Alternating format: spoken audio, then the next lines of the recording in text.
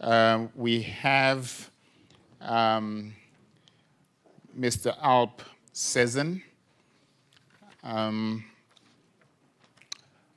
Alp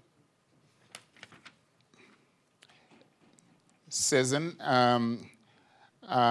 has a partnership with UNICEF. He's the head of the embedded division of VIA Technologies, responsible for sales, operations, technological support, and marketing for Americas region.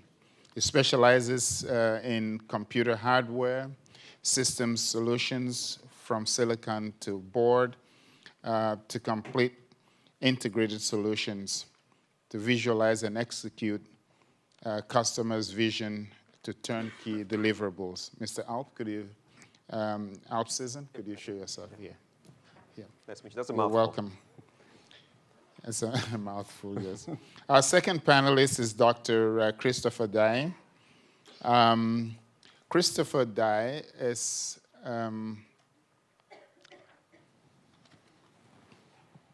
the director of Health Information Office of HIV and AIDS, tuberculosis, malaria, and neglected tropical diseases at the World Health Organization. Dr. Dye. Our third panelist, Miss Kate Kusick. Kate Kusick. Did I get the pronunciation? Kusick. Okay. Let me find.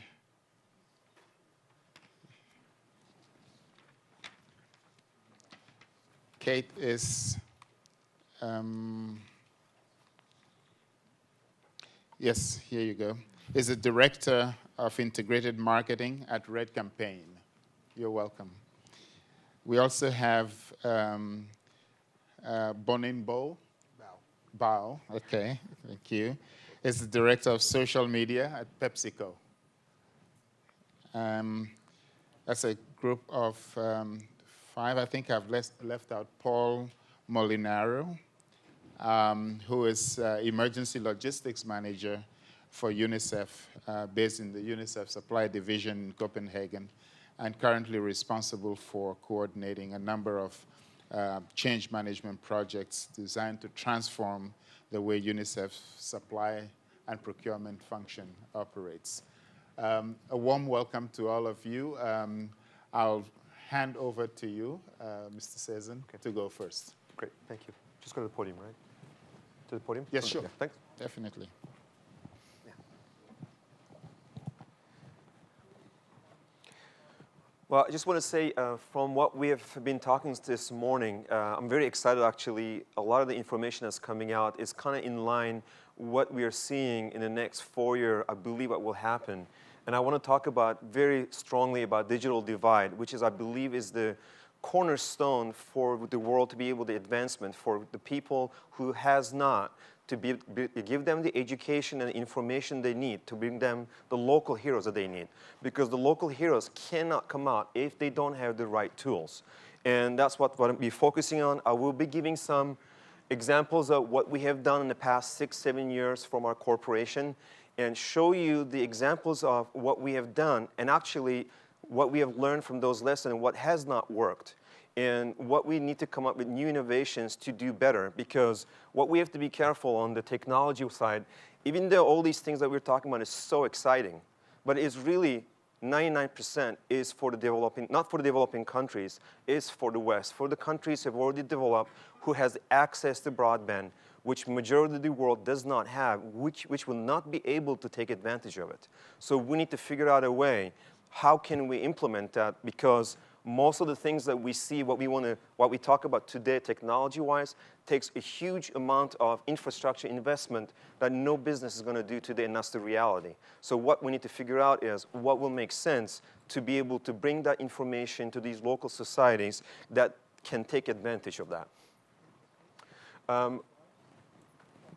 One of the information I want to show you, as most of us know, and these are different numbers at different times that have been taken, less than 20% of the 6.5 billion global population has access to the PC or the internet.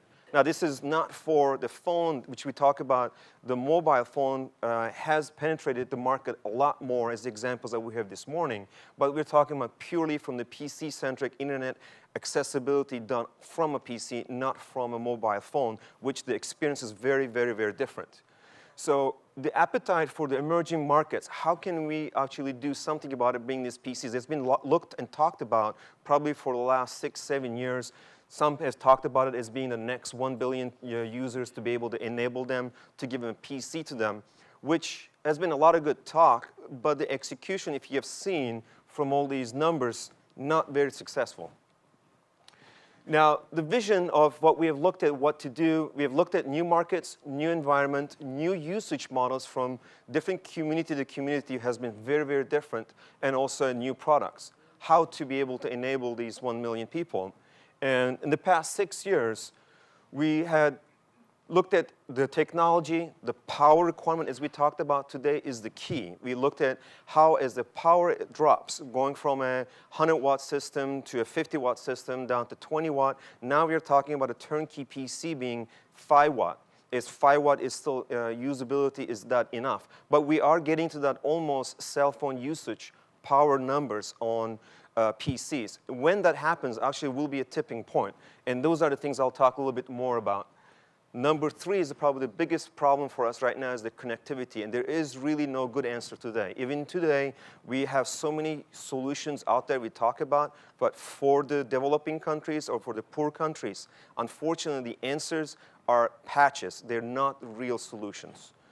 The sustainability is also the more important part. If we came up with solutions, is it something you just give it and walk away? Can actually people sustain locally, make use out of it, not something that's good for 3 months, 6 months, and you go back there 2, 3 years later, actually you see them being abandoned, and actually that is not useful for the local society. And the collective efforts between sectors. You see the new marketing buzz, the green PC, green initiatives, green all these things that you talk, actually has brought more awareness to the, what I would say, the private sector. 10 years, 15 years ago, you didn't see that much, oh, do I need to be a good global citizen? The good news for us that it's actually a good marketing campaign now. You do want to be a global citizen. There is a reward that is being perceived by private sector. So they are doing more, I would say, initiatives in this area, even if there's not immediate ROI, because they want to get the recognition that they are not the evil corporation. They're actually doing something good for the society. So that's actually a good news overall.